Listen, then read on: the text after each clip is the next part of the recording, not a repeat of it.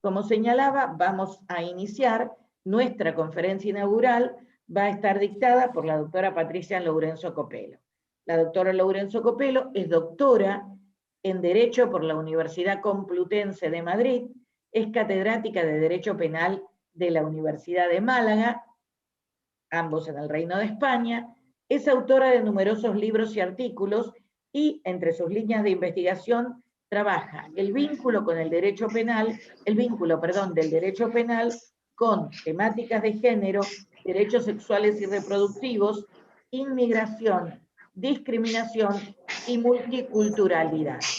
Además, la doctora Lourenço Copelo fue la experta designada por Eurosocial junto con la doctora Rita Segato, en el proyecto Elaboración, Implementación y Difusión de Estrategias de Defensa de Mujeres Infractoras, Víctimas de Violencia de Género o en Situación de Vulnerabilidad, que se llevó a cabo entre el 2017 y el 2020 en el marco de la Defensoría General de la Nación de la República Argentina.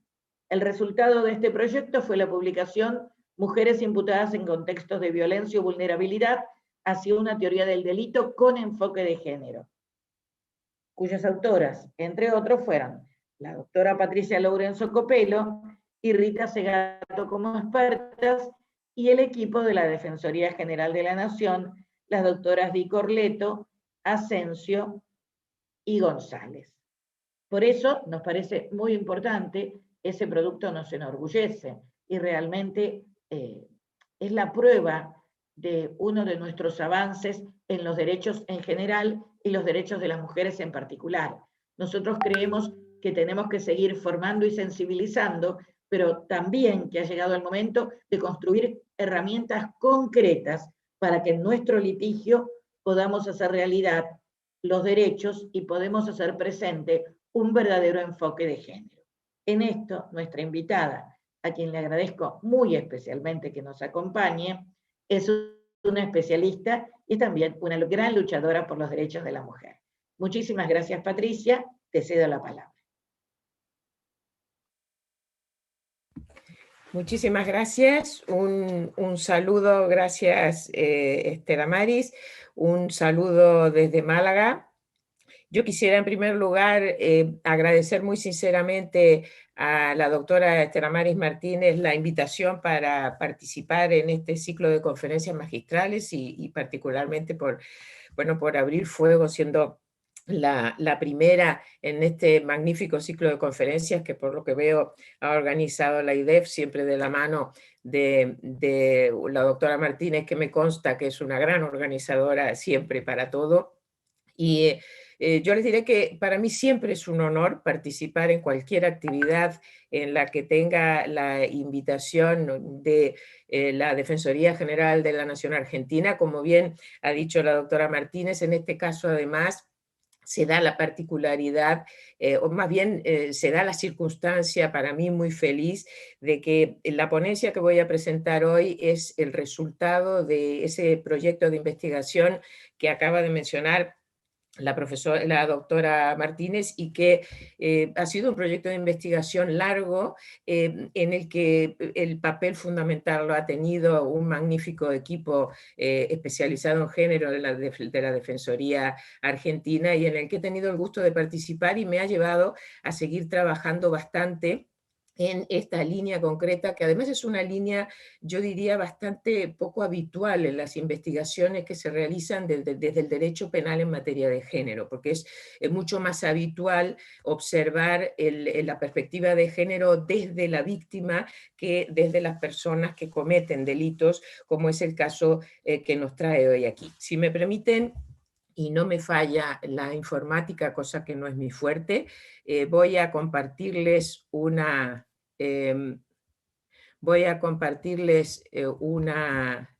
PowerPoint. A ver, perdón, que les he dicho que puede...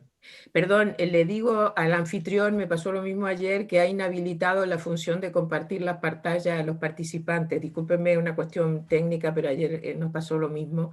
Si me lo pueden resolver, por favor.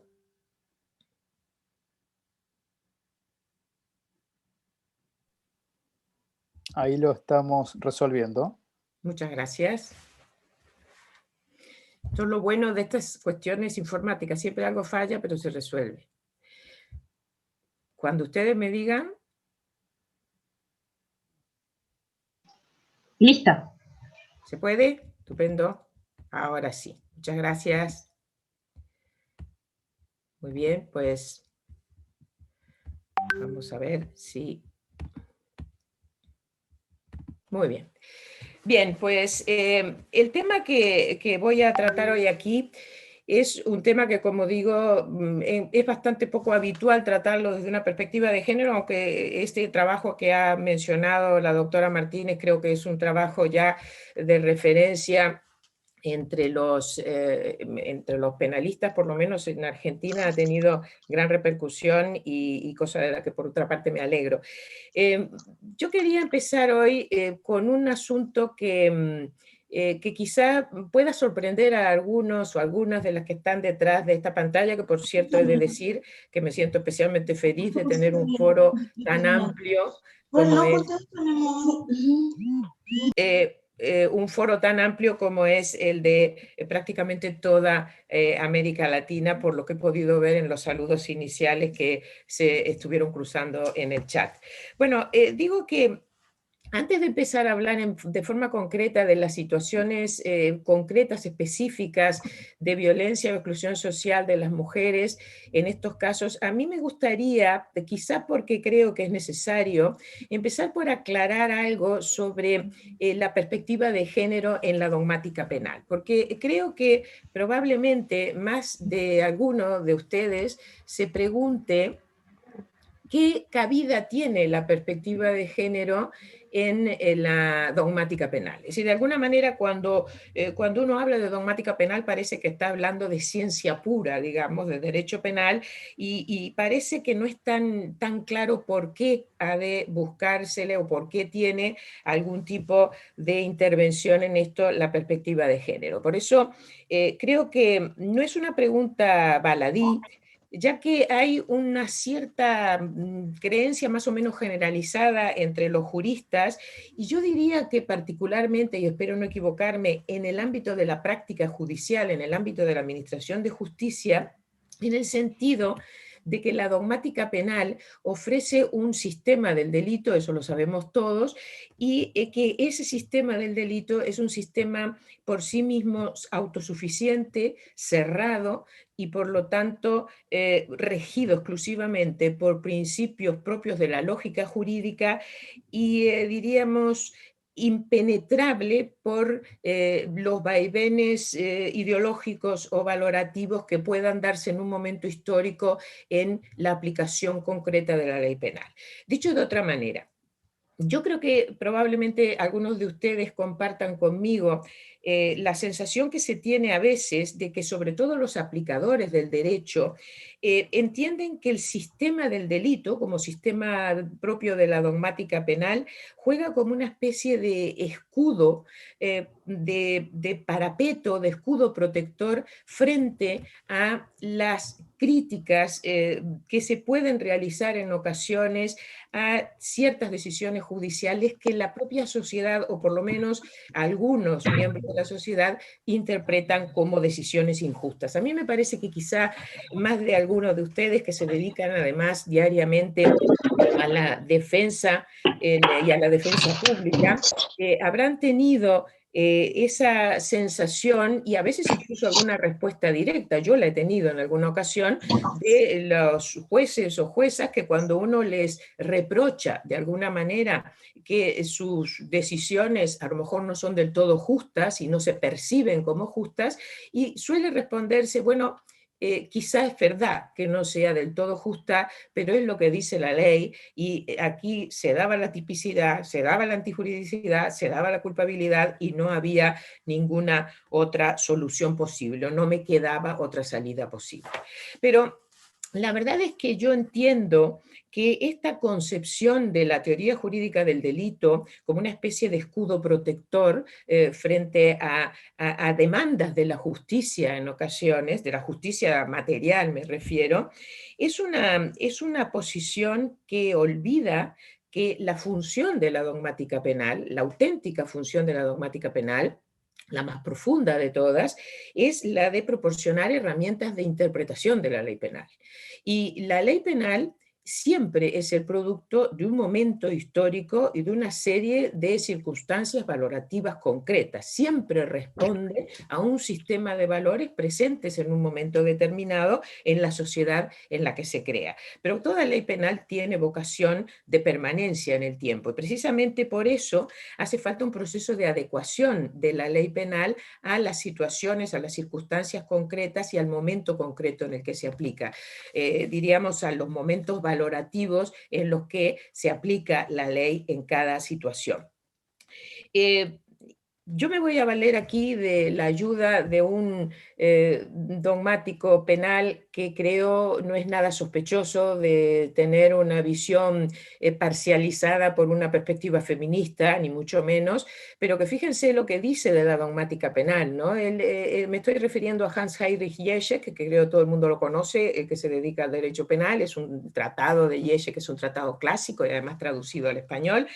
Y Jeschke dice, yo encuentro muy clara esta explicación que dice, hombre, la dogmática penal es en realidad un puente, es el puente que existe entre la ley y la práctica. Y lo que es más importante es que expresamente dice, sirve para una aplicación del derecho penal por los tribunales que sea igualitaria y en constante renovación, contribuyendo en alto grado a la justicia. Este planteamiento de Jeschke lo que nos dice, creo que de manera bastante clara, es que la dogmática como instrumento para la interpretación de la ley penal nunca puede dar lugar a un sistema cerrado. La teoría de jurídica del delito necesariamente es un sistema abierto, porque es un sistema que requiere ser permanentemente adecuado. La lógica jurídica no está reñida con la lógica material. La lógica material, que es la que incluye los valores vigentes en cada momento histórico, diríamos que da contenido y sirve de orientación a esa lógica jurídica, de tal manera que en realidad el papel de la ciencia penal, el papel de la dogmática penal, es precisamente argumentar y dar contenido adecuando la ley al momento valorativo en el que se está aplicando. Y llevada esta cuestión al ámbito que tratamos ahora, yo creo que si trasladamos esta idea al momento actual, me parece que todos aceptaremos que es imprescindible que en cualquier interpretación del derecho se tenga en cuenta el enorme trabajo que se ha realizado en los últimos 30 años desde el derecho internacional de los derechos humanos en el reconocimiento de la discriminación de las mujeres como un factor estructural de las sociedades en las que vivimos. Un reconocimiento que empieza ya allá por los años 70 con la CEDAW, pero que luego ha tenido un largo proceso de construcción y que además afortunadamente también ya se ha llevado a muchos derechos internos, incluido en el caso de España lo tenemos desde la Ley Integral de Violencia de Género en el año 2004, pero me consta que eso está en muchas legislaciones también del ámbito interamericano. Por eso es que visto esta cuestión desde esa perspectiva, uno dice, bueno, es que realmente lo que se ha reconocido en todo este tiempo, cuando se acepta que las mujeres son la mitad de la población mundial que históricamente han estado discriminadas por razones de género, en ese momento se está al mismo tiempo haciendo patente que ha habido toda una serie de circunstancias, de particularidades relacionadas con, voy a llamarle lo femenino en general, que han permanecido totalmente invisibilizadas en la construcción de todas las estructuras propias de las sociedades en las que vivimos, de las estructuras de poder de las sociedades en las que vivimos. Y el derecho es una de esas estructuras de poder. Por eso no podemos olvidar que lógicamente también en el derecho esas circunstancias particulares propias de la condición femenina con los roles que la propia sociedad en la que vivimos le ha asignado, una sociedad que creo que todo el mundo puede admitir actualmente que tiene esa estructura que se llama normalmente patriarcado, pues que eso ha invisibilizado a las mujeres a la hora de construir la ley penal, y eso requiere una modificación. De ahí que la perspectiva de género resulte imprescindible para realizar ese proceso de adecuación o de adaptación de la ley penal a la realidad histórica en la que nos encontramos ahora ya en pleno siglo XXI. Claro, la pregunta siguiente es ¿en qué medida puede influir la perspectiva de género en la dogmática penal? Es decir, ¿qué función cumple la perspectiva de género en la dogmática penal? Sí, qué función concreta, digamos así, y no solo en términos puramente abstractos como más o menos les acabo de plantear. Y yo creo que cumple una función en una doble perspectiva. Por un lado, de cara a la valoración de las conductas infractoras cometidas por mujeres. Es decir, en la práctica judicial, cuando una mujer se enfrenta a la justicia penal, parto de la idea, y esto quiero dejarlo muy claro, que hay mujeres que se enfrentan a la justicia penal en una situación exactamente igual a la que se puede enfrentar un hombre, y que por lo tanto la perspectiva de género no juega ningún papel. Pero hay otros muchos casos en los que sí lo juega. Y lo cierto es que se repiten muchas veces ciertas situaciones vitales condicionadas por el género, entre ellas muy especialmente mujeres que se encuentran en contexto, ellas mismas, las propias autoras de ciertos delitos, se encuentran en contextos de violencia explícita o latente, o cuestiones mucho más generales, pero que al mismo tiempo voy a intentar demostrar hoy que pueden tener una influencia directa en el comportamiento delictivo, como es la feminización de la pobreza. Y lo cierto es que esos factores tienen un papel importante en la decisión de cometer un delito por parte de esas mujeres. Lo cierto es que tradicionalmente, en este tipo de situaciones, lo más habitual es que los tribunales no le presten ninguna atención, o que a la hora de tomarse la decisión judicial no se le preste atención a esas particularidades en las que cometen delitos algunas mujeres, no se les preste atención a la hora de valorar la ilicitud de la conducta, y a veces ni siquiera la culpabilidad, otras veces sí. Pero lo más habitual es que esos criterios, esos factores de género se tengan en cuenta, si acaso, a veces de ninguna manera, y a veces, si acaso, en el ámbito de la graduación de la pena, es decir, en el ámbito de la punibilidad, apareciendo como una especie de comprensión hacia ciertos comportamientos criminales por los factores de género que puedan existir detrás, que se traduce en una disculpa. Sin embargo, si uno introduce la perspectiva de género de la que yo hablaba en un principio a la propia construcción de la teoría del delito, y por lo tanto también a la construcción de los elementos que forman parte, los presupuestos del delito, los juicios que forman parte de la teoría del delito, pues entonces las cosas cambian, porque muchos de esos factores de género pueden constituir la base explicativa o factores esenciales explicativos de la conducta infractora de las mujeres. Y si es así, entonces ya podemos dejar de decir que esto es una cuestión de magnanimidad de los jueces de cara a atender o disculpar a las mujeres que delinquen, y se convierte simplemente en una cuestión de justicia, ya que esos factores de género deben incorporarse a la hora de elaborar el juicio de antijurisdiccionalidad y el juicio de culpabilidad de la conducta. En ese sentido, trataré de explicar a continuación en qué medida creo que esto se puede concretar en situaciones que todos vais a reconocer cuando las vayamos tratando.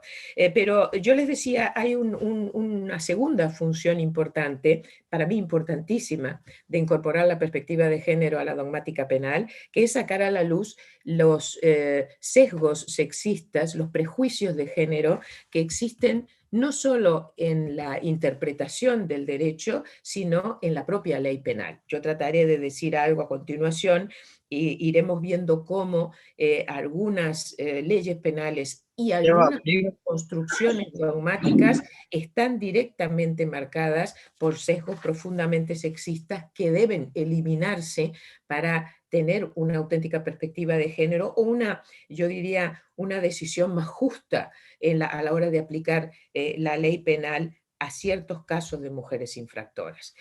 Eh, ¿Cómo influyen estos factores de género en la conducta delictiva de las mujeres? Yo les decía, eh, es que muchas veces esos factores de género explican la conducta delictiva y todo lo que explica la conducta delictiva debe incorporarse en los juicios de antijuridicidad y de culpabilidad.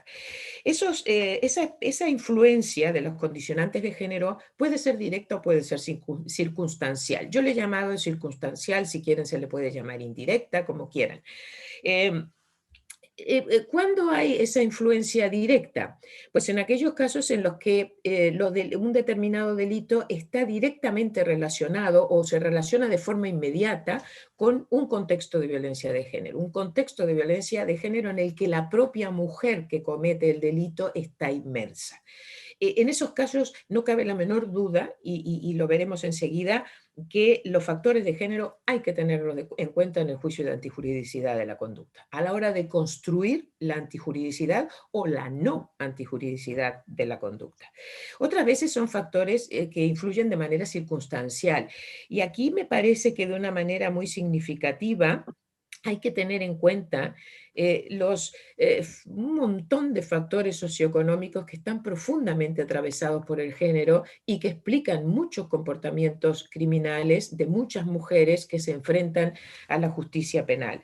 Eh, Cito simplemente a modo de ejemplo unos poquitos porque lo voy a tratar más detenidamente luego, pero a nadie se le escapa que tiene una gran influencia la función de sostén de la familia que muchas mujeres asumen y se ponen a la espalda cuando son familias monoparentales, con hijos a cargo, con ancianos a cargo.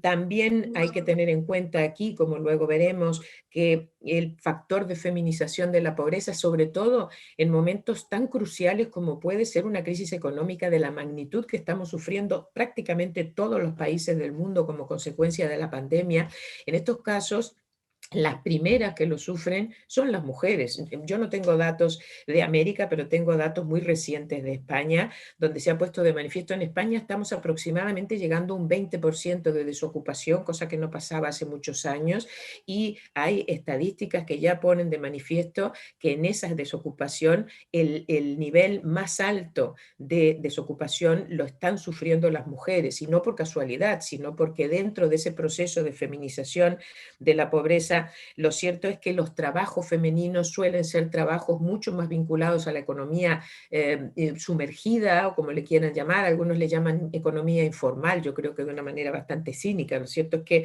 en todo caso esa economía no controlada, que es la que en primer lugar expulsa a las personas cuando les resultan incómodas o molestas porque no hay medios para sostenerlas. Bueno, pues todas esas circunstancias influyen de manera decisiva en algunos delitos que cometen las mujeres. Y yo creo que precisamente la incorporación de la perspectiva de género implica tenerlos en cuenta cuando valoramos ese tipo de conductas criminales.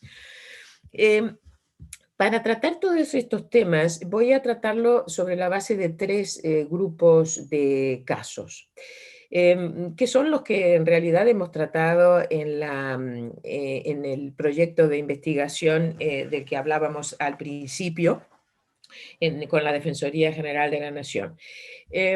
Esos tres grupos de casos están particularmente marcados por prejuicios de género o por sesgos de género y no siempre bien tratados por parte de la jurisprudencia. El primero son los delitos de estatus, lo que algunos llaman delitos de estatus, en la criminología feminista se suele llamar así, que son delitos que están directamente vinculados con ciertas funciones atribuidas por el propio sistema social a los roles femeninos, particularmente el rol de madre cuidadora. De ahí surgen una serie de delitos que están muy relacionados con eso. Yo no los voy a tratar todos aquí, ni mucho menos, pero los he puesto para que tengan una idea, empezando por el delito de aborto en los países donde todavía no se ha despenalizado el aborto, la figura del infanticidio, que me consta que no existe ya casi en ningún país, en España no existe y tampoco creo que en la mayoría de los países de las personas a las que me estoy dirigiendo, pero aquí lo hago simplemente para describir la conducta, ¿no? La mujer que mata al hijo recién nacido. Y luego el caso en el que me voy a detener, porque creo que es el que con más frecuencia se da en la realidad de casi todos nuestros países, que son los casos de la omisión de auxilio por parte de la madre a hijos o hijas que se encuentran en una situación de peligro. Ese es el primer grupo de casos al que me quiero referir. Los segundos, el segundo caso también, yo no voy a decir frecuente, pero que sí se da, sí aparece en la realidad judicial. Yo me he tomado el trabajo de mirar un poco los últimos años de jurisprudencia española y he encontrado más casos de los que yo me imaginaba. Es el caso de mujeres que matan a su pareja violenta, es decir, casos que normalmente se entienden como de legítima defensa, pero eso lo digo solo desde utilizando esta terminología en sentido muy genérico, porque como veremos precisamente el problema es que generalmente no se aplica la legítima defensa. Y por último, el que creo yo que es el supuesto más habitual en todas partes del mundo, por lo menos del mundo occidental, que son los casos de mujeres pobres que trafican con drogas. En estos tres grupos de supuestos se ve muy claramente esa necesidad de introducción de la perspectiva de género en la valoración de la conducta criminal de las mujeres y por eso me quiero referir a ellos. Empezando con el primer supuesto, el caso que, como les dije, dentro de los delitos de estatus, me voy a remitir al caso que creo que es más habitual, el del incumplimiento de deberes de amparo activo, es decir, aquellos en los que, para delimitarlo bien, me refiero a los casos en los que una mujer omite prestar auxilio a un hijo o a una hija que está siendo víctima de una agresión por parte de su pareja sentimental violenta o que ha sido víctima de una agresión y la mujer omite prestarle la asistencia posterior, llevarlo al hospital, llamar a una ambulancia, etcétera, ¿no? Me estoy refiriendo, esto sí lo quiero advertir aquí, me estoy refiriendo a aquellos supuestos en los que las mujeres que omiten este tipo de auxilio se encuentran en ellas mismas en una situación de violencia. Normalmente son casos en que el mismo maltratador del menor es también el maltratador de la mujer.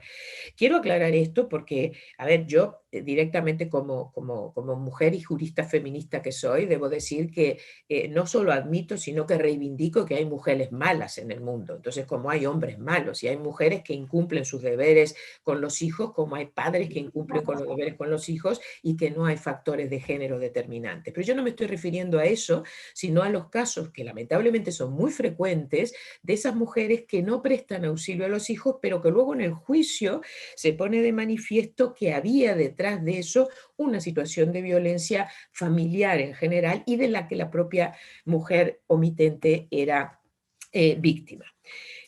A ver, me cuesta mucho cuando hablo para países muy distintos, aunque creo que todos tenemos una raíz muy común desde el punto de vista del derecho penal, me cuesta mucho especificar los delitos de una manera demasiado directa, porque obviamente cada uno tiene sus particularidades, pero creo que más o menos con esto que les he puesto aquí podemos ver cuáles son los delitos que normalmente entrarían en consideración. Por un lado, si el niño sufre lesiones o lo matan, dependiendo de las circunstancias, pues el primer caso que sin duda tenemos es un delito de comisión por omisión o de omisión impropia, según le llame cada uno en sus respectivas derechos. En los casos de homicidio o lesiones aplicado en comisión por omisión. Pero también es cierto que en algunos países hay otros delitos que están directamente relacionados, por ejemplo, con la patria potestad. Hay algunos países que tienen un delito específico de incumplimiento de deberes inherentes a la patria potestad que se pueden aplicar en casos de falta de auxilio a los hijos o hijas. También, por ejemplo, en el caso de Argentina existe un delito que es el de abandono de personas, en el que lo que se castiga es al que la persona que teniendo un deber de protección sobre una persona la abandona, ¿no? Yo les he puesto aquí un término que me parece fundamental. Lo que a mí me interesa para que centremos la cuestión, es que sea cual sea el delito concreto del que estemos hablando, en todos los casos estamos hablando de una omisión de garante. Es decir, siempre estamos hablando de delitos que se fundan en un deber de garante, un deber de protección impuesto por la ley que la mujer, en este caso, en los ejemplos en los casos que estamos tratando, incumple. Miren, yo creo que para tratar esto, este es un tema un poco complicado porque hay que entrar, aunque yo lo voy a hacer de manera muy leve, en la dogmática de los delitos de omisión. Delitos que nunca son fáciles, por cierto, desde el punto de vista de su construcción dogmática. Pero lo cierto es que en cualquier delito de omisión de garante, me van a permitir que aquí no sea demasiado, yo sé que hay distintas formas de posiciones de garante, pero no voy a entrar en eso. En cualquier delito de omisión de garante, siempre hay en el proceso de subsunción típica, hay un momento clave, que es el momento de la determinación del deber de garante. Y aquí yo he querido, fíjense, poner muy claro y muy de manifiesto que en ese juicio de subsunción típica hay dos momentos o dos pasos sucesivos que no se pueden confundir entre sí, ni se pueden reducir a uno. Hay un primer paso fundamental, obvio, que es el de determinar si el omitente o la omitente, en el caso concreto, si concurren esa persona los requisitos para ser garante. Es decir, si se dan los requisitos que, bueno, en algunos casos la propia ley determina cuándo se es garante o no, en otros muchos casos esto viene determinado por interpretaciones doctrinales muy asentadas, ¿no? Entonces, ese primer paso es en el que uno simplemente dice, a ver, esta señora es la madre de este niño, ¿es garante o no es garante? Y ahí evidentemente la respuesta va a ser que sí, porque la ley, el derecho civil impone a los progenitores, quiero dejarlo claro, a la madre y al padre, por igual, el deber de protección de sus hijos. Por lo tanto, en esa medida, en ese primer paso, en los casos que estamos viendo, sin duda concurre esa condición de garante. Pero es que eso no es suficiente para subsumir un caso concreto en un delito de omisión de garante. Lo digo de otra manera, no cualquier omisión de un garante es típica. No cualquier omisión de un garante es típica, porque hace falta un segundo paso que es absolutamente fundamental, que es el momento en el que se determina si en la situación concreta y atendiendo a todas las circunstancias que se dan en la situación concreta, surge para ese garante el deber de actuar, el deber de protección en este caso. Y ustedes me dirán, ¿no es más o menos lo mismo? Pues no, no es lo mismo porque hay un principio muy aceptado en la dogmática penal y en la doctrina penal mayoritaria, y hablo en términos internacionales. Uno se puede ir a un libro alemán o a un libro español o a un libro de Argentina. Existe más o menos un acuerdo en el sentido de que siempre existe un riesgo máximo exigible al garante. Es decir, que el grado de exigencia de actuación de un garante depende de la situación concreta. Y aquí el principio de exigibilidad de la conducta en todos los delitos de omisión juega un papel definidor de la tipicidad o de la configuración típica de la conducta. Es decir, a diferencia de lo que pasa con la exigibilidad en los delitos de comisión, donde mucha gente los coloca solamente en la culpabilidad, en el caso de los delitos de omisión, todo el mundo o la mayoría reconocen que la exigibilidad es un elemento configurador del tipo penal. ¿Por qué? Porque es imprescindible comprobar si surge o no el deber de actuar para saber si la conducta es típica. Si estamos ante un garante, pero en la situación concreta a ese garante no le surge el deber de actuar, es decir, el derecho no le puede exigir que actúe, entonces sencillamente es que esa conducta no es típica y por lo tanto no es ilícita, no es un ilícito penal. si uno se va a lo que más habitualmente se puede analizar en delitos de omisión, o que lo encontramos en casi todas las legislaciones, que es el delito de omisión de socorro, cada uno lo tendrá a su manera, me consta que es un delito de omisión pura, no es un delito de omisión de garante, pero lo que me interesa es que creo que más o menos todas nuestras legislaciones tienen algo así como, dicen algo así como el que no socorra a una persona pudiendo hacerlo sin riesgo propio de tercero. Eso dice el Código Español, pero yo creo que más o menos todos dicen algo parecido. Es decir, se introduce un límite del deber de actuar que se encuentra en el riesgo propio de tercero. Eso mismo, la mayoría de la doctrina lo lleva también al ámbito de los delitos de omisión de garante. Es cierto que un garante siempre tiene un deber más fuerte de actuar que un ciudadano frente a un deber general como el de socorro, pero eso no quiere decir que no tenga un límite. Y por eso la doctrina acuerda, casi todo el mundo está de acuerdo en ese riesgo máximo exigible, por encima del cual deja de surgir el deber de actuar y por lo tanto la conducta deja de ser típica.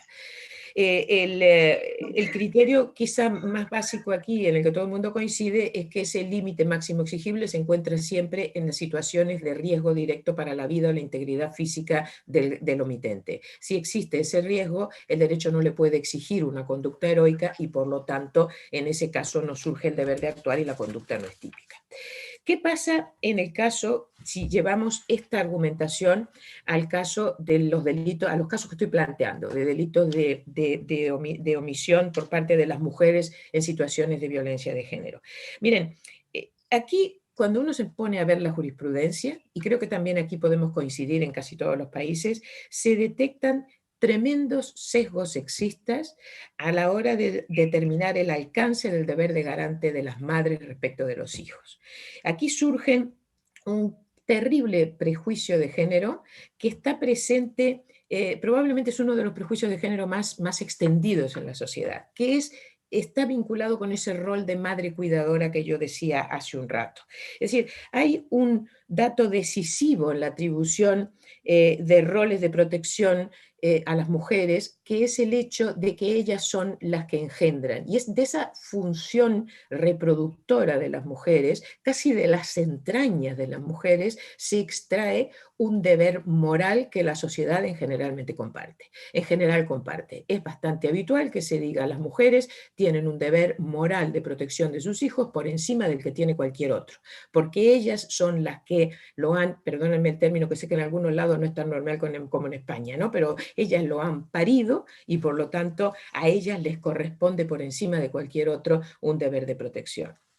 El problema es cuando esto, que es una valoración profundamente sexista de las sociedades patriarcales, que no voy a entrar en eso porque no tengo tiempo, pero el problema es que eso se transfiere a la interpretación judicial y a la determinación de la responsabilidad de las mujeres. Miren, yo aquí les traigo, porque no me quiero meter nada más que con mi propio Tribunal Supremo, y fíjense, esta frase me parece muy significativa. Dice, los deberes de protección y cuidado que la madre tiene respecto de su hijo, está tratando un tema de esto que estoy hablando aquí, derivan no solo de la propia naturaleza biológica que la maternidad representa, deber moral, dice expresamente el Supremo, sino también de las exigencias legales. Fíjense hasta qué punto se filtran esos prejuicios relacionados con la función reproductora de las mujeres, de las que se derivan un montón de consecuencias de tipo de obligaciones para las mujeres, hasta qué punto que el Tribunal Supremo Español le da más importancia incluso que al deber legal derivado de la ley civil que dice que los progenitores por la patria potestad tienen deber de protección de los hijos. Dice, pero antes de eso está el deber biológico propio de la maternidad. Bueno, este es un enorme prejuicio de género que es necesario eliminar de la interpretación de este tipo de conductas. ¿Qué pasa cuando le aplicamos la perspectiva de género? Bueno, que aquí la perspectiva de género, yo les diría, sirve para deconstruir la tradicional concepción de ese deber casi ilimitado y absoluto de protección de las madres respecto de los hijos.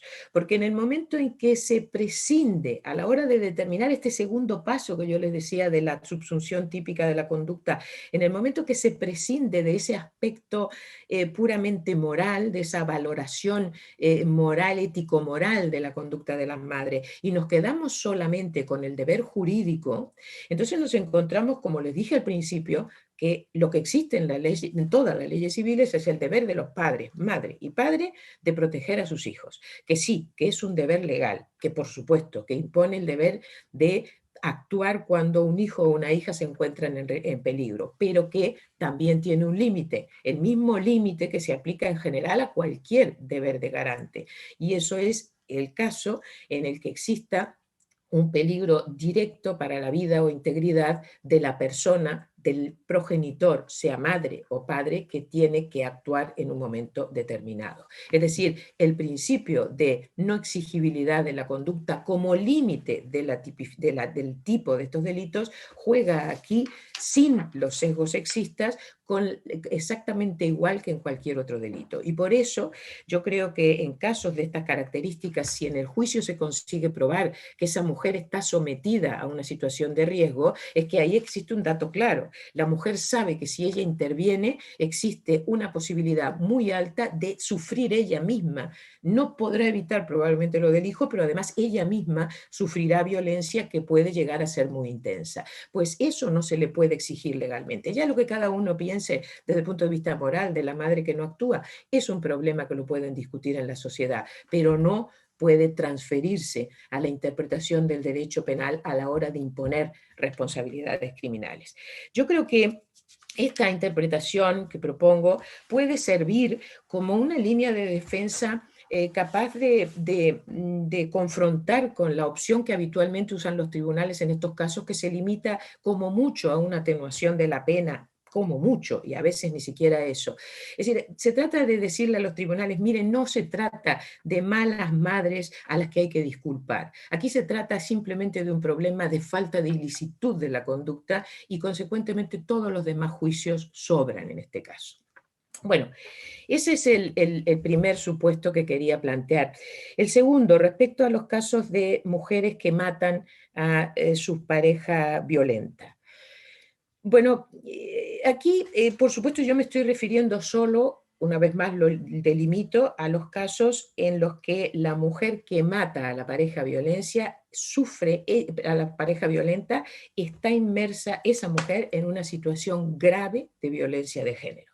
Si los casos de violencia de género permanente, de violencia habitual o como cada uno le llame en sus propias legislaciones. Hay una cuestión bastante común cuando uno lee las sentencias sobre este tipo de casos, y es que es tremendamente habitual que los tribunales no apliquen en estos casos la legítima defensa. Es muy habitual. Entonces, la pregunta que uno se plantea de entrada es ¿por qué?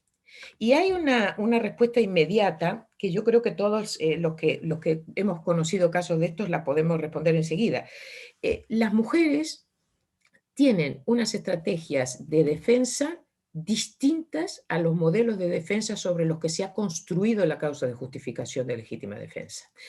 Las formas de defensa de las mujeres por su propia constitución física y sobre todo porque si están ante un maltratador intenso, saben que en un cara a cara es muy seguro que las que pierdan sean ellas, y por eso las estrategias de defensa suelen ser distintas.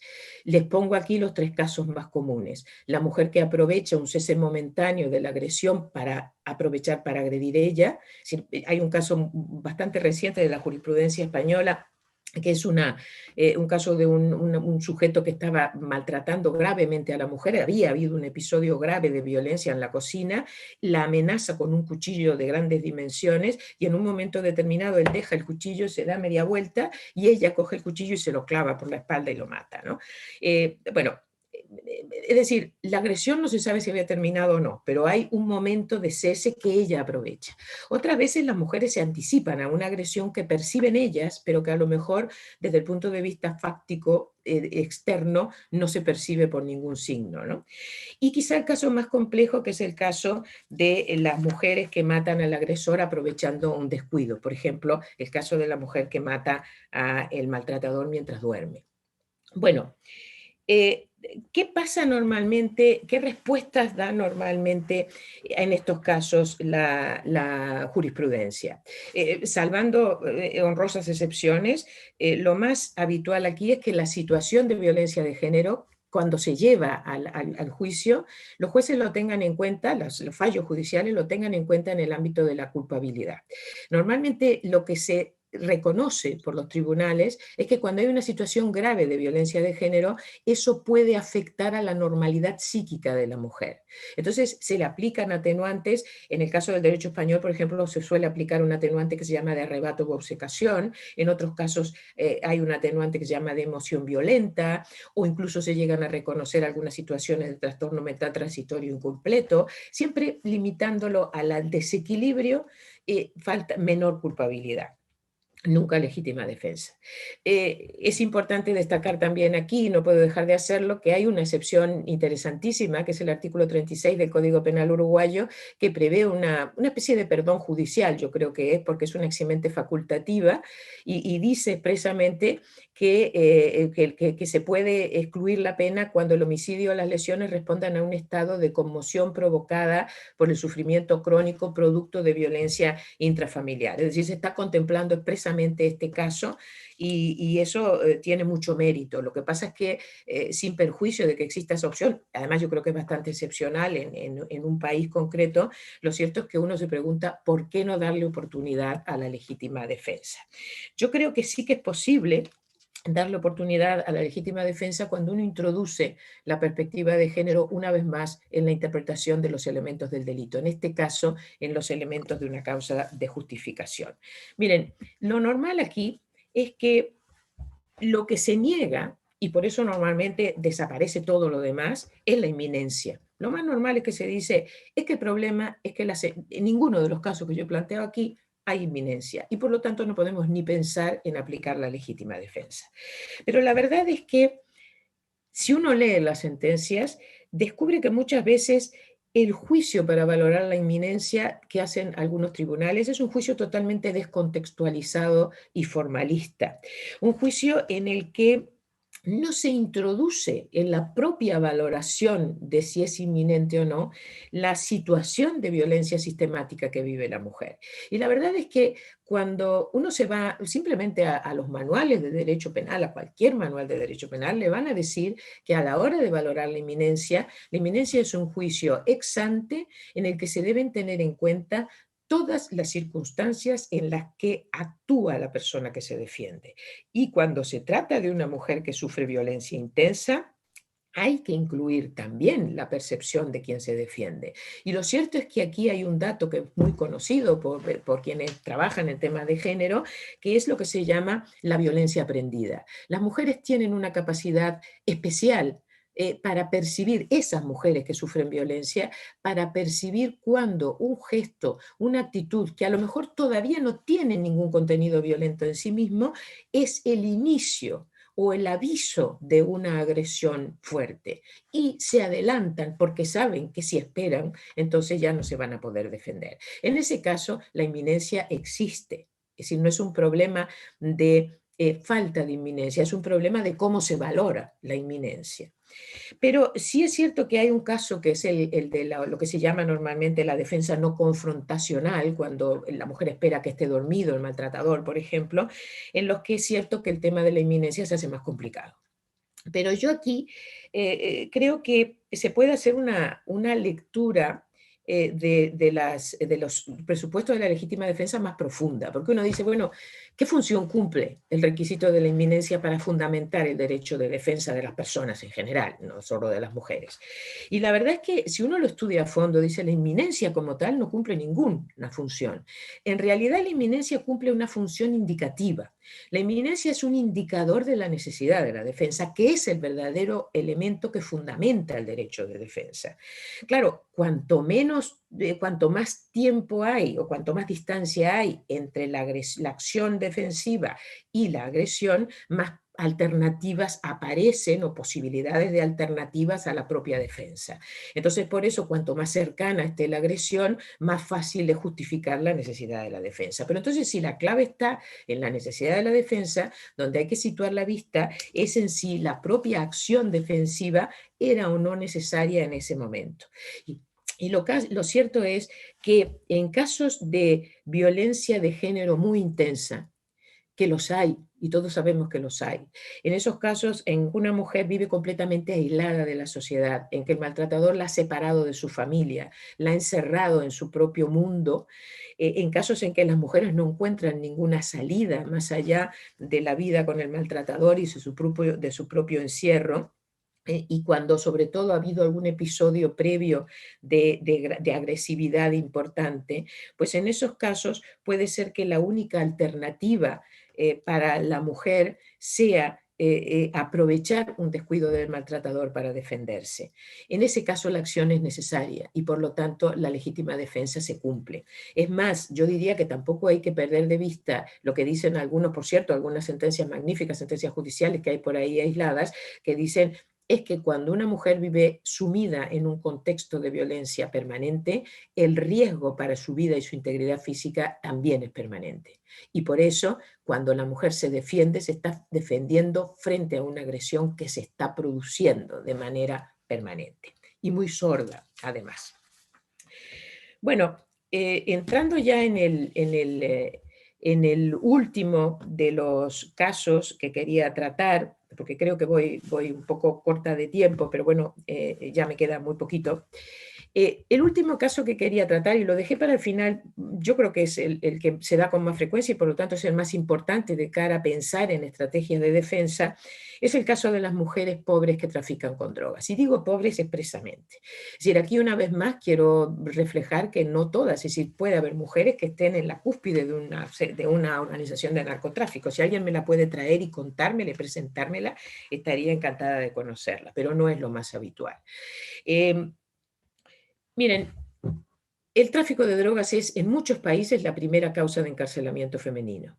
Y lo cierto es que existe un perfil muy, muy característico que creo que lo reconocemos todos, de uno y del otro lado del Atlántico, de uno y del otro lado del Pacífico, donde quieran.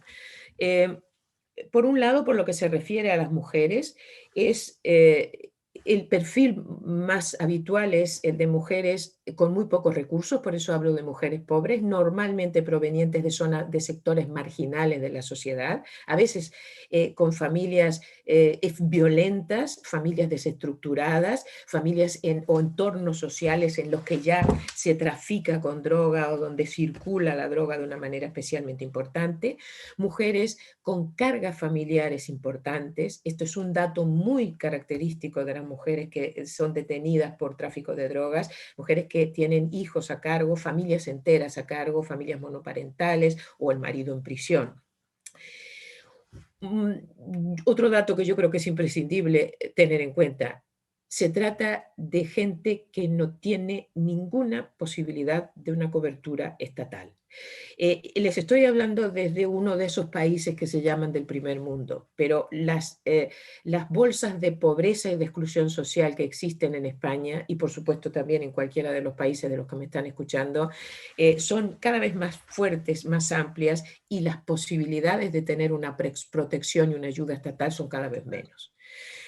Y por otro lado, también hay que tener en cuenta, tratándose especialmente del tema de Latinoamérica, la situación de las mujeres indígenas, sobre todo que realizan transportes transfronterizos y que muchas veces se encuentran en la más absoluta soledad cuando cruzan la frontera y las detienen. Ese es el perfil habitual. En cuanto a su relación con el circuito de la droga, del narcotráfico, las mujeres ocupan generalmente una posición muy subordinada. Las tareas más habituales por las que se las detiene es o la venta al menudeo, la venta en pequeña escala, muchísimo por transporte personal, lo que se llaman las mulas de la droga. Y también otra figura muy frecuente es mujeres que son detenidas introduciendo droga en prisión, normalmente para algún familiar masculino, ya muchas veces la pareja y otras veces incluso, por lo menos yo he visto varios casos en España, los propios hijos. En la mayoría de estos casos existen importantísimos condicionantes de género que no se pueden perder de vista y que son los que hacen que yo incluya este supuesto en esa necesaria perspectiva de género de la dogmática penal. Les digo solo algunos. El primero de ellos es ese que ya mencioné de la función de madre y cuidadora. Muchas mujeres que llegan a los tribunales por casos de este tipo tienen una autoexigencia fuerte ellas mismas por ser el sostén de la familia y sentirse obligadas a mantener a la familia al precio que sea necesario. Por otro lado, estudios criminológicos han demostrado, yo creo que con razón y hay que decirlo así, que también es verdad que hay muchas actividades relacionadas con las drogas que le permiten compatibilizar la obtención de medios económicos con el cuidado de la familia. Por otra parte, también nos encontramos con ese fenómeno de feminización de la pobreza de que yo les hablaba al principio, ¿no? La imposibilidad de obtener beneficios económicos semejantes, ni siquiera ni mínimamente aproximados a los que se obtienen por esta vía a través del mercado legal de trabajo, legal entre comillas, porque como dije antes, en general nos encontramos en el ámbito de la economía sumergida. Por otro lado, hay que reconocer que las mujeres precisamente ocupan esos lugares más subordinados en las redes de narcotráfico. En toda organización criminal hay algunos sujetos fungibles, es decir, aquellos de los que se puede prescindir o a los que se puede sacrificar porque vendrán otros que pueden cumplir esa función. Y lamentablemente muchas veces las redes de narcotráfico, precisamente aprovechando la vulnerabilidad de esas mujeres, las utilizan así. Por eso las exponen a la policía mucho más que a otras personas, miembros de la propia organización. Es decir, el llevar la droga encima o el vender directamente al público, sin duda son factores de exposición al riesgo de detención que tiene que ver con esa utilización de las mujeres como elementos instrumentales prescindibles, pero al mismo tiempo muy útiles para las organizaciones de narcotráfico. Y ya por último, tampoco hay que olvidarse del papel que las mujeres se atribuyen a sí mismas, la responsabilidad que se cargan ellas mismas como miembros de la pareja, y yo diría incluso de la familia, pero sobre todo por su papel en la pareja, por ese papel secundario subordinado en la pareja, que es lo que a veces explica que las mujeres lleven, por ejemplo, la droga a sus parejas masculinas a la prisión. O una cuestión que a mí me gusta contarla siempre con la boca chica, ¿no? Pero que en España se habla mucho de mujeres gitanas que están en prisión por tráfico de drogas y que se cuenta a menudo que a veces ellas lo que han hecho es autoinculparse cuando no eran ellas las responsables de la droga que que la policía descubre en su domicilio, sino que en realidad pertenecía a su pareja masculina y ellas se autoinculpan para proteger a los miembros masculinos de la pareja. Bueno, frente a esto, la pregunta es, ¿cómo responde el derecho penal? Yo creo que aquí es muy importante, y no es baladí, y es tremendamente importante esclarecer esto, porque estamos hablando de penas altísimas, penas que compartimos todos en cualquier parte del mundo realmente, ¿no? Miren, lo normal es que cuando uno lee sentencias sobre estos casos, mujeres que se lleva al juicio y se exponen en el juicio esas situaciones especiales por las que las mujeres han cometido el delito, lo normal es que la solución se busque o bien en la punibilidad, atenuando la pena, pero sin tocar para nada ni la antijuricidad ni la culpabilidad, o se buscan formas de ejecución menos gravosas, como puede ser la detención domiciliaria, distintas formas de libertad vigilada, etcétera, ¿no? Es interesante en este sentido traer a colación una norma que hay en Costa Rica, el artículo 77 bis de la Ley de Estupefacientes de Costa Rica, que a mí me parece muy interesante porque permite atenuar la pena, en este caso en femenino, lo dice, en el caso de mujeres que introducen drogas en prisión. Y fíjense que me interesaba traerlo aquí porque los casos en los que se aplica esta atenuante son exactamente los del perfil de las mujeres que vimos al principio, ¿no? Cuando la mujer está en condición de pobreza, cuando es jefa de hogar, cuando tiene menores o mayores a su cargo, o cuando se trata ella misma de una persona adulta en condiciones de vulnerabilidad. Bien, también, y esto lo voy a pasar muy rápido, señalar que hay hay un cierto planteamiento doctrinal actualmente, que es muy incipiente todavía, pero interesante, que están planteando la posibilidad de crear una especie de eximente de pobreza, que estaría relacionada con el principio de inexigibilidad de una conducta, pero esta vez en la culpabilidad, partiendo de un presupuesto que a mí me parece digno de atención, y es que dicen, el Estado no puede exigirle a las personas a las que ha abandonado en las máximas condiciones de exclusión social, no les puedo luego exigir que cumplan sus normas. Entonces, a partir de aquí se quiere crear, se quiere proponer una eximente de pobreza. Pero bueno, eso está todavía por ver qué va a pasar con ese planteamiento. La cuestión es, ¿por qué se rechaza en todos estos casos la posibilidad de aplicar el estado de necesidad como causa de justificación? Me refiero a los casos en los que una mujer, por ejemplo, realiza un transporte de droga circunstancial y se demuestra que esa mujer, se demuestra en el juicio que esa mujer lo hace para conseguir dinero para pagar la intervención, la intervención de un hijo que se encuentra, una hija que se encuentra en peligro su vida, o que simplemente tiene un problema médico importante, o que lo hace porque le van a desahuciar de la casa y toda la familia se va a quedar en la calle, o circunstancias parecidas particularmente dramáticas. ¿Por qué aquí sistemáticamente se rechaza la posibilidad de aplicar la eximente de estado de necesidad cuando en cualquier otro supuesto se hubiera admitido? Miren, la razón está en el bien jurídico protegido, que es la salud pública. ¿Qué es lo que pasa realmente? Lo que pasa es que no hay más que leer algunas, y yo ahora les traigo aquí algunas sentencias para ver que en materia de tráfico de drogas hay un presupuesto que tienen siempre los tribunales, y es que la salud pública es un bien jurídico intocable y que no puede haber nunca otro bien jurídico, por importante que sea más fuerte o más valioso que la propia salud pública. Es decir, que en cualquier ponderación siempre prevalecería la salud pública. Lo que pasa es que yo les he de decir, y ahora se los voy a demostrar, que esto es más un discurso institucional que un criterio de ponderación propio del estado de necesidad.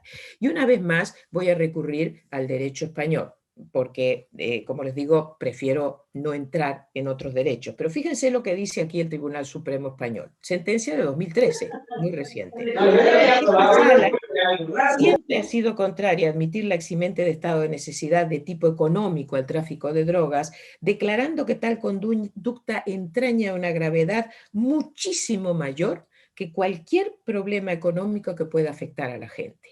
Y uno dice, ¿por qué es muchísimo mayor siempre? Pues por esto otro que dice esta otra sentencia del Tribunal Supremo, porque dice, el tráfico de drogas constituye uno de los males sociales más graves de la sociedad. Y fíjense cuando describe, dice, porque produce gravísimas consecuencias que abarcan un amplio espectro, y empieza a decir, desde la ruina física, psíquica, económica y social del adicto, la destrucción de las relaciones familiares con el consiguiente inevitable sufrimiento que ello supone, sin olvidar la fuente inagotable de delincuencia con resultados dramáticos y con frecuencia trágicos que trae el tráfico de drogas. Y se les ha olvidado decir la corrupción política que entraña todo tráfico de drogas. Es decir, atribuyen en bloque a cualquier conducta relacionada con las drogas todos los males posibles de la sociedad. Por eso digo yo que en realidad aquí hay un error de base, y es que si lo que estamos haciendo es la ponderación propia del estado de necesidad, la doctrina lo tiene muy claro y las reglas están muy claras. Y aquí lo que se tiene que comparar es el mal que ocasiona la concreta conducta delictiva que se está juzgando, y del otro lado de la balanza, el mal que evita la acción necesaria. Y cuando digo el mal que ocasiona la concreta conducta delictiva, quiero decir que lo que no se puede decir es que es igual transportar 500 gramos de cocaína en el cuerpo que una operación de narcotráfico internacional de 1 tonelada de cocaína. No puede ser lo mismo, porque los efectos que produce en la sociedad para la salud pública no son los mismos, y es obvio que no son los mismos. Entonces, lo que se debe valorar es el efecto que produce esa cantidad de droga concreta en las circunstancias concretas en que esa persona a la que estoy juzgando realiza esa acción para salvar un mal que es el que está del otro lado y que debo valorar también de manera concreta. Es solo así, cuando se le da alguna oportunidad al estado de necesidad en los delitos de tráfico de drogas. Y en estos casos es cuando sin duda sí podemos pensar en un estado de necesidad justificante en casos como los que yo he mencionado de mujeres que cometen delitos de drogas. Desde luego, entraría claramente la ponderación a favor de la vida o la integridad física de un niño o una niña que requiere una intervención quirúrgica frente al riesgo, en todo caso sometido a muchas vicisitudes intermedias que produce a lo mejor para la salud pública el transportar 200, 300 o 500 gramos de cocaína, o hasta 1 kilo, me permito decir, que es más o menos lo que se suele encontrar en estos casos. Pero es que además yo creo que incluso se puede aplicar en casos de pobreza extrema, porque en estos casos lo que sucede realmente es que la jurisprudencia suele minimizar los efectos de la pobreza. Es cierto que uno no puede decir la pobreza es un mal y lo voy a comparar con el daño causado por el delito. Eso así en bloque no se puede decir, pero sí que se pueden mirar los efectos de la pobreza en el caso concreto. Y si uno demuestra en el juicio que en realidad esa situación de pobreza extrema en la que estaba esa mujer tiene como consecuencia unos hijos que no tienen que comer, unos ancianos que no tienen que comer, una amenaza inminente de desahucio, una amenaza inminente de corte de luz, de agua, de muchísimas cosas que existen y que se dan en la realidad y que una y otra vez se alegan en la defensa de este tipo de juicios, entonces ciertamente la pobreza puede jugar como un mal mayor que determinadas conductas más bien leves relacionadas con el tráfico de drogas. Bueno, con esto llego al final y claro, como decía yo en un principio, creo que un derecho penal no puede aspirar a ser justo en este momento en el que vivimos si no se contemplan todos los factores sociales que configuran la conducta criminal en un momento histórico determinado. Y en un momento histórico como el que vivimos ahora, donde la perspectiva de género ha de incorporarse a la interpretación de la conducta criminal, creo que no es posible dejar de contemplar las situaciones de violencia y de exclusión social que sufren muchas mujeres que se enfrentan a la ley penal a la hora de valorar su conducta delictiva. Afortunadamente existen un grupo importante, yo diría que hay una fuerza importante que está luchando en la práctica judicial en esta línea y que tiene que ver precisamente con los defensores públicos, las defensorías públicas, que es una verdadera envidia, lo digo desde la envidia de un país que no tiene defensorías públicas. La defensoría pública está cumpliendo un papel muy importante para tratar de convencer poco a poco a los tribunales de justicia de la importancia de incorporar la perspectiva de género en la interpretación de la ley penal. Y por eso quiero terminar con unas palabras que no son mías, sino que pertenecen a una jueza de la Cámara Federal de Casación de la República Argentina, de una sentencia muy reciente sobre un caso precisamente de una mujer que realizó una operación, que fue detenida en una operación de tráfico transfronterizo. Y fíjense lo que dice la sentencia. Dice: desconocer la situación de necesidad que primó sobre Maribel, quien se encontraba angustiada por la salud de su hija y la imposibilidad económica de hacer frente a la cirugía que el médico le prescribió con urgencia, así como la presión que recaía sobre ella por ser el principal sostén económico y emocional de su familia, implica caer en una mirada sesgada del caso, carente de toda perspectiva de género propia de las estructuras androcéntricas que rigieron y aún persisten en el derecho penal. Creo que no hay mejor forma de terminar esta intervención. Muchas gracias.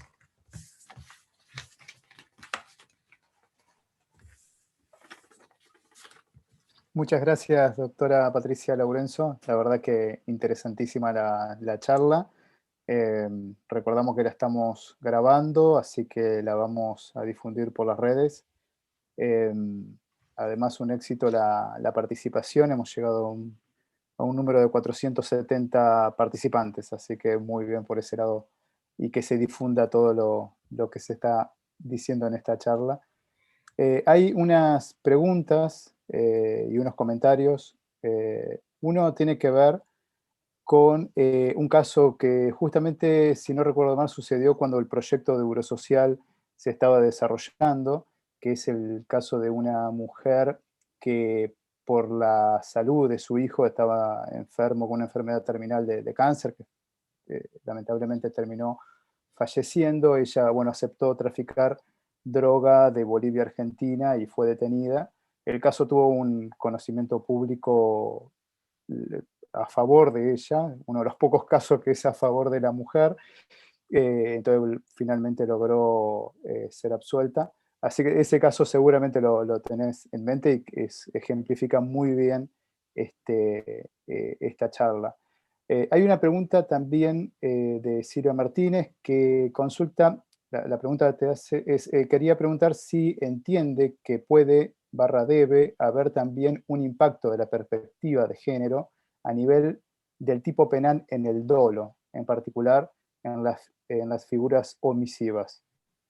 Te paso la palabra, Sí, Patricia. Sí, yo creo que efectivamente yo me he saltado esa parte porque no podía tratarlo todo, pero sí que es verdad que en ocasiones sí que puede tener una repercusión importante, sobre todo en el caso, creo que se refiere al caso de las madres que no socorren a sus hijos, ¿no? El caso de conducta omisiva sí que puede tenerlo. Por ejemplo, en el caso de las mujeres que se ha planteado casos de estos en la jurisprudencia también, de una mujer que, por ejemplo, deja a sus hijos al cuidado de un sujeto que en realidad es un agresor y que en su ausencia maltrata o incluso mata al niño o a la niña. Y por supuesto que aquí tiene mucha importancia la perspectiva de género a la hora de interpretar, de determinar si hay dolo o no, porque aquí los jueces suelen decir es imposible que no supiera que existía riesgo porque este era un señor que ya había maltratado y que a usted mismo la maltrataba. Pero lo cierto es que también se puede interpretar al revés y decir es que yo lo he dejado muchas veces a este señor con mi hijo o mi hija y antes nunca había pasado nada. Entonces, puede haber ahí una cierta confianza en que no va a suceder nada y que por lo tanto elimine la posibilidad de aplicar ahí un criterio de dolo, de poder pensar en el dolo, siquiera sea un dolo eventual, ¿no? Yo creo que desde luego sí que la perspectiva de género, en el sentido de incorporar a la hora de juzgar si concurre o no el dolo, incorporar todos los factores que influyen sobre la mujer en un momento concreto, desde luego creo que sí, creo que debe tenerse en cuenta. Muchas gracias por la respuesta, clarísimo. Bueno, hay muchos comentarios en el chat, dando cuenta de la excelente ponencia. Solamente voy a leer un comentario más que dice lo siguiente: creo que la segunda sentencia sobre el tráfico de drogas podría estar estar enumerando también las consecuencias que genera una condena de una mujer vulnerable que se ve coaccionada para traficar. Lástima que no lo aplican, es decir, evalúan el mal tráfico de drogas, pero no entienden que las mujeres vulnerables que actúan, por ejemplo, como mulas, también son víctimas. Sí, yo lo comparto plenamente. Yo creo que efectivamente hay muchas situaciones en las que la propia situación dramática en la que se encuentran muchas mujeres les producen ese efecto coactivo. Pero además de eso, yo creo que a lo mejor se está refiriendo a otra cosa que me parece que es necesario señalarlo.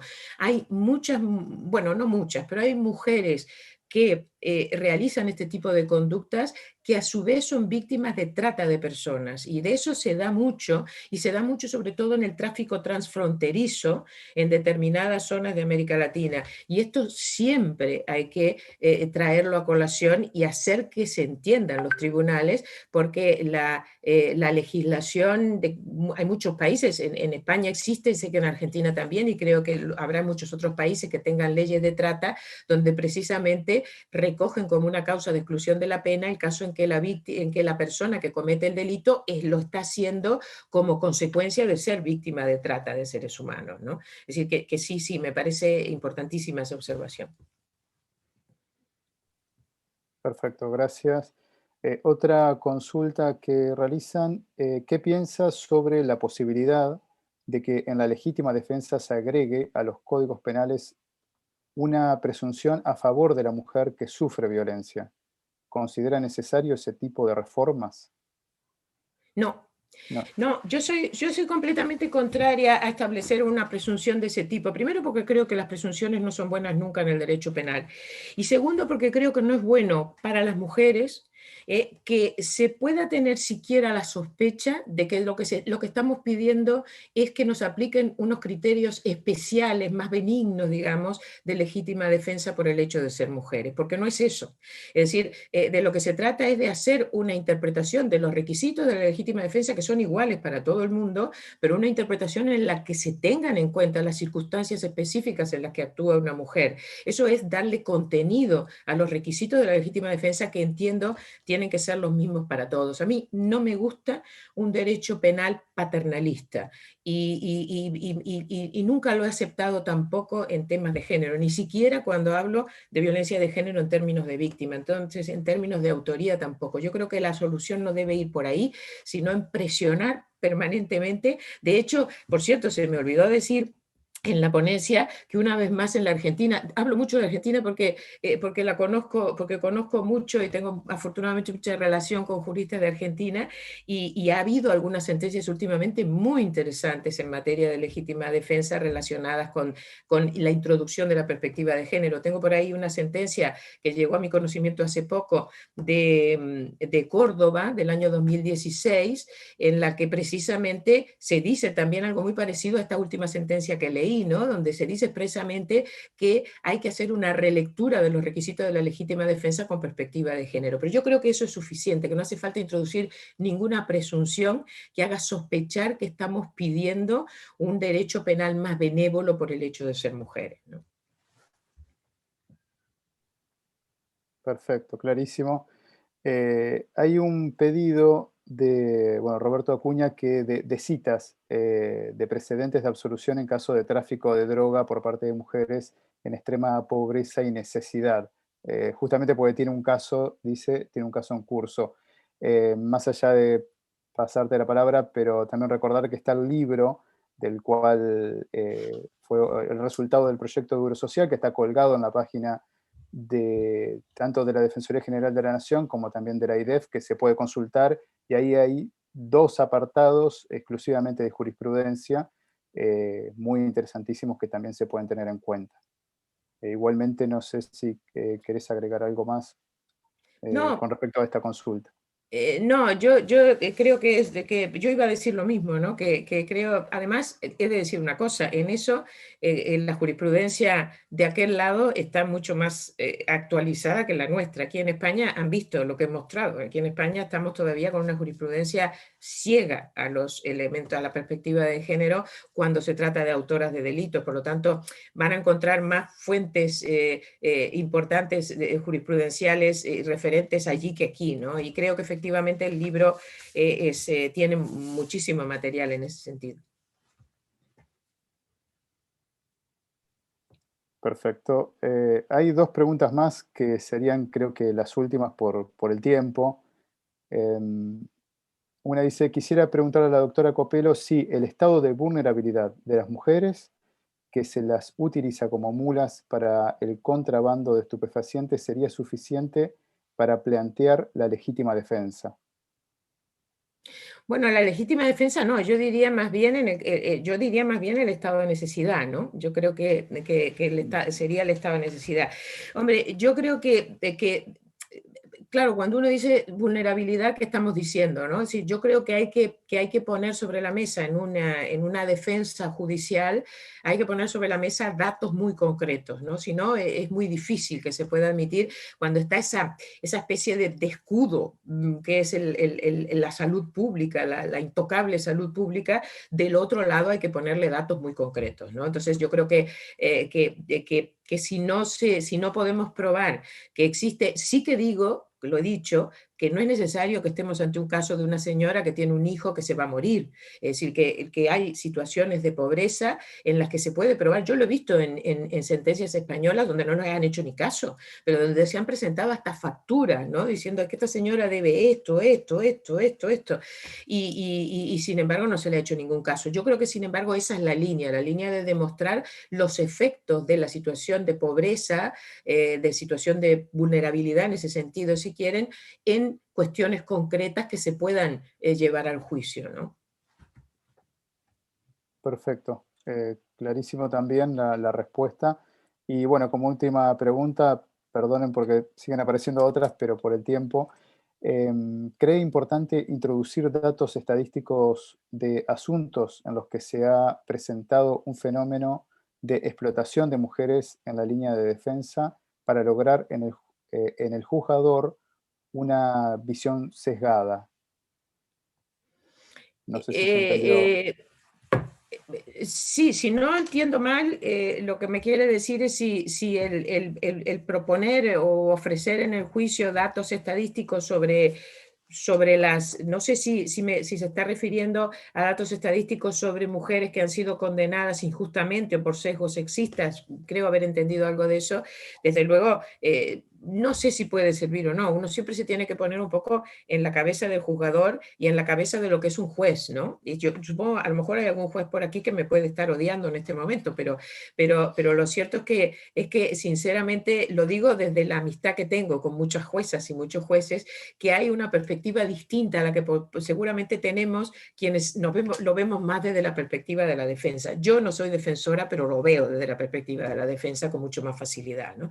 Entonces, también hay que tener cuidado de no tocar sensibilidades, ¿no? Yo siempre creo que en este tipo de planteamientos prácticos y estrategias de defensa es mejor ir con argumentos fácticos fuertes que con argumentos que puedan tocar la sensibilidad del juzgador. En ese sentido, ¿no? De decirle, es que lo estáis haciendo mal, ¿no? Si bien dije que iba a haber una última pregunta, pero como ahí está la última y no hay más, entonces, y es de Silvia Martínez que ya había preguntado hoy, la agrego, pero muy cortito te voy a pedir, Patricia, para responderla. ¿Por qué entiende que se discute tanto en relación a la inminencia en la legítima defensa cuando, al menos en Argentina, no es un requisito legal? Sí, sí, totalmente de acuerdo. Vamos, yo tampoco, yo eso lo tengo puesto por escrito, lo que pasa es que hoy no lo podía decir porque no me podía extender tanto. Absolutamente de acuerdo con lo que ha dicho. La inminencia no es un requisito, por lo menos en la ley española no está, en la ley argentina tampoco, por lo acaban de decir, y creo que hay muchas otras legislaciones donde no está. Y es un criterio que se ha sacado por interpretación y que por eso mismo yo digo que uno de los argumentos que hay que hay, sobre los que hay que profundizar en una defensa, es decir, oiga, es que la razón de la inminencia es en realidad la necesidad de la defensa, y lo que yo tengo que probar es la necesidad de la defensa, y no la inminencia, que es un elemento que se saca por interpretación y se ha convertido en esencial cuando la ley en general no lo refiere. Perfecto. Gracias. Muchas gracias, Patricia.